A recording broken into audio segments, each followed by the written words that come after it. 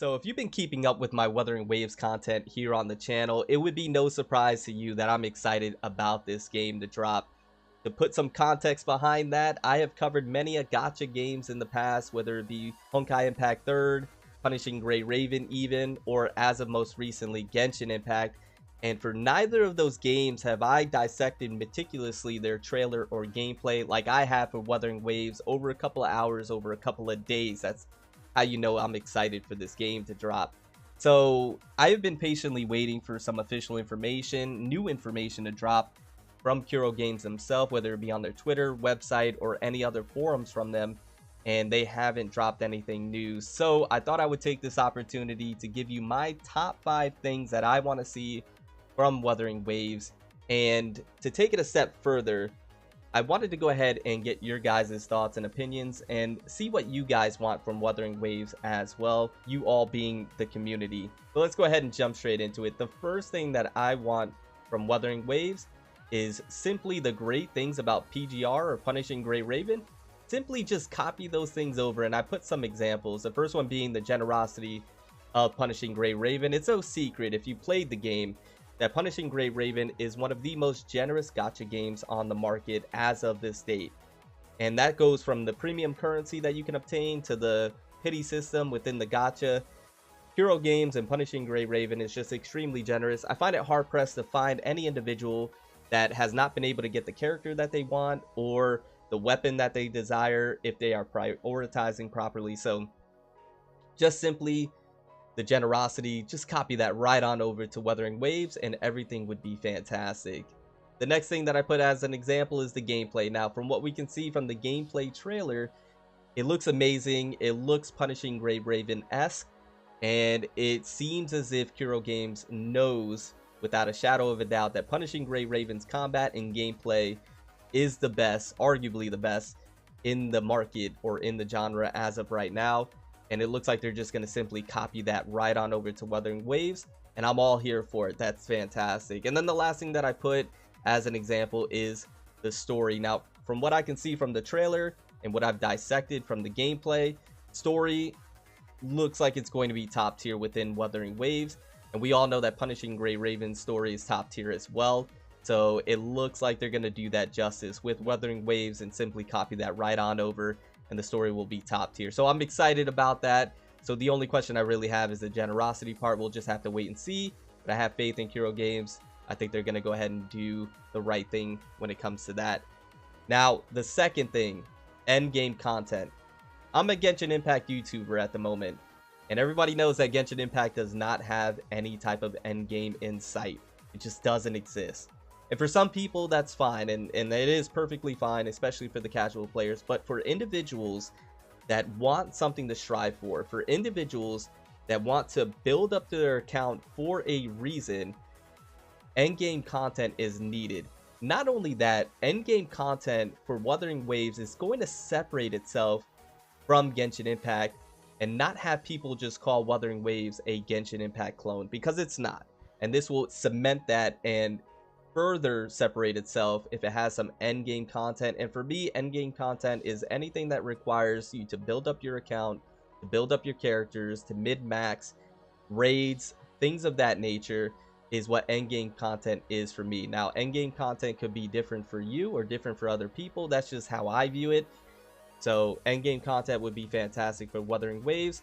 Not only that, endgame content has players play the game even more longer because there's something to actually strive for, something that actually matters, right? So that would be great for me.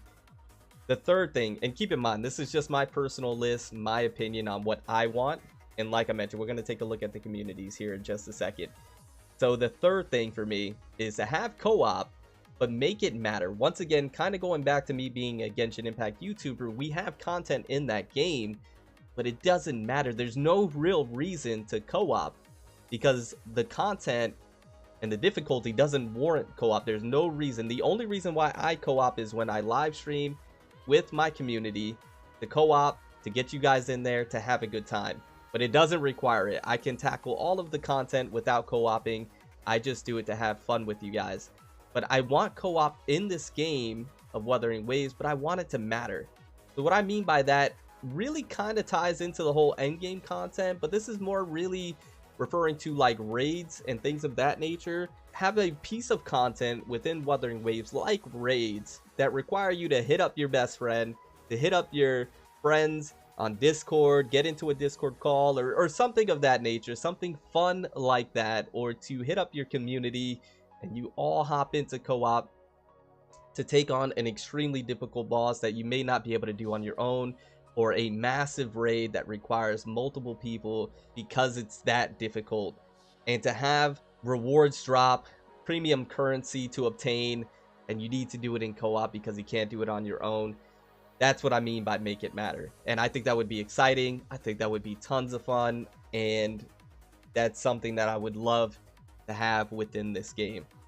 Number 4, exploration done right. All know Wuthering Waves is going to be an open world game, but if not done correctly, that can kind of flop and fall right on its face. You need the open world, which is exciting. You need the open world to mean something, and that comes in the form of exploration, and there needs to be a reason to explore this beautiful and massive open world. So for example, there needs to be chests to find, there needs to be puzzles to solve, there needs to be rewards for exploring, because if not, then what's the point, right? So explorations or open world is great, but it just needs to be done in the correct way. I once again have faith in Kuro Games to be able to get that done. Open world's exciting, but if it doesn't have anything to offer, there's no point in exploring that beautiful open world. Give it something, fill it, pack it up, and have some really nice rewards to go ahead and obtain, some nice premium currency, some nice materials to level up your characters or your weapon, whatever the case may be. That's what I'm really looking for with that one. And then last but definitely not least, market the hell out of this game.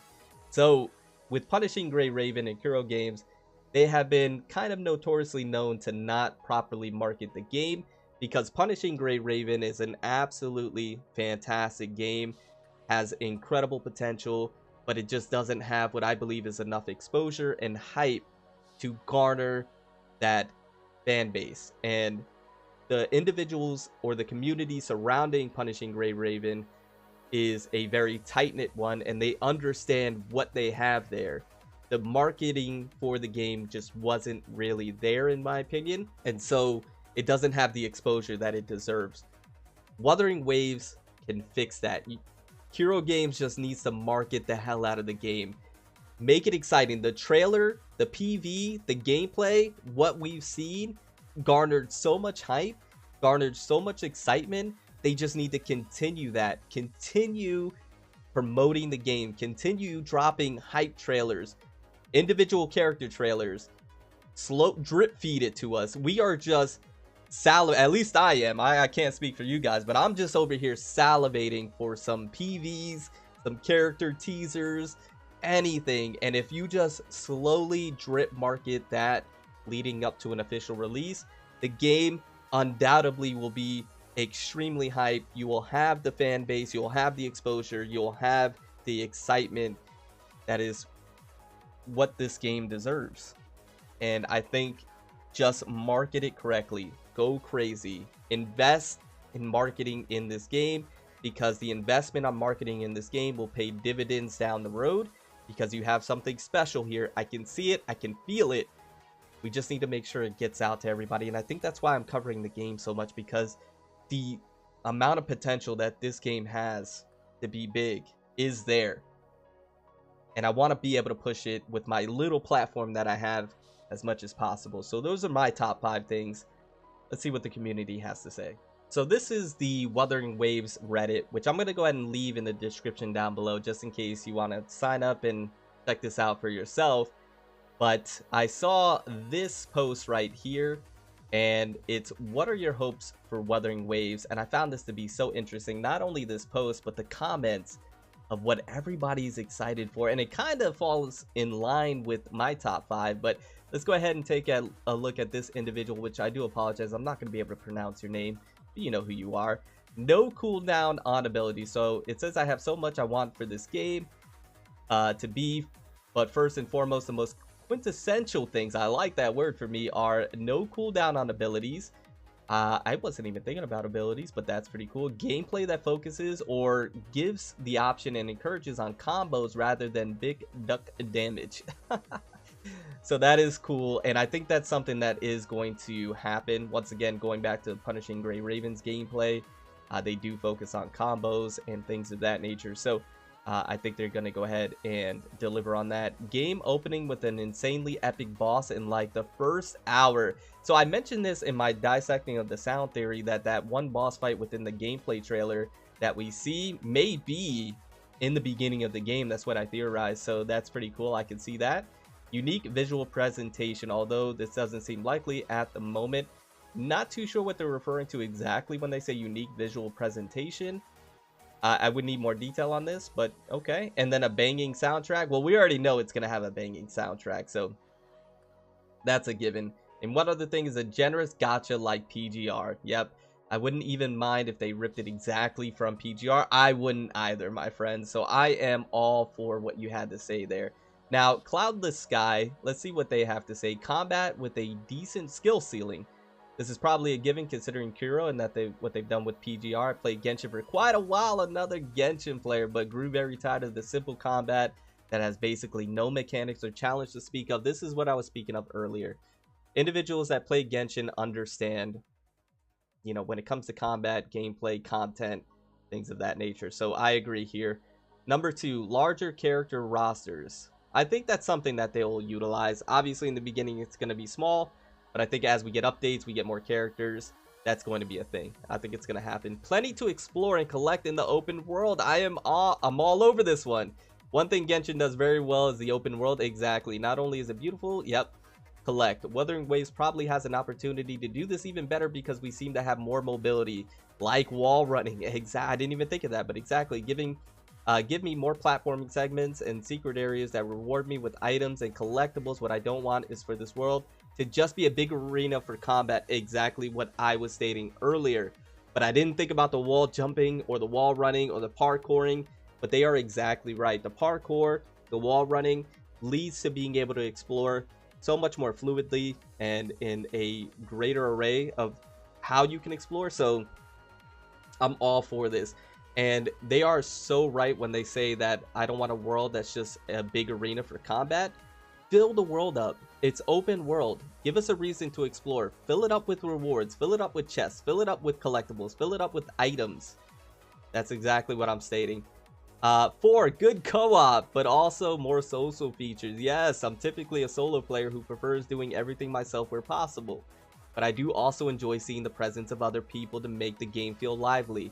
Co-op for some events like in PGR is a no-brainer, but I would love to see something like a social hub where we can just passively see other players. You know what would be amazing that I didn't even think of? This would be something else that I would love, is like a guild system where you can go ahead and have a guild, maybe even an area where you can, you know, make a community or make a town, something like that. That would be pretty cool. Or a faction.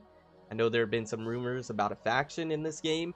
That would be extremely exciting as well. That social hub feature is really cool. I am all for what they're stating here. Yep, I'm all for it. Good co-op, more social features, make the co-op matter. Definitely. Anyways, guys, there are plenty of other suggestions or what people want to see in the game. If you want to partake or look at this yourself, I'll leave it linked in the description down below. Also in the comments down below, let me know your thoughts, let me know your opinions, let me know what you want from Wuthering Waves and want to see yourself. You can even give me a top 5. But anyways, guys, I'm going to get on out of here. I hope you enjoyed the video.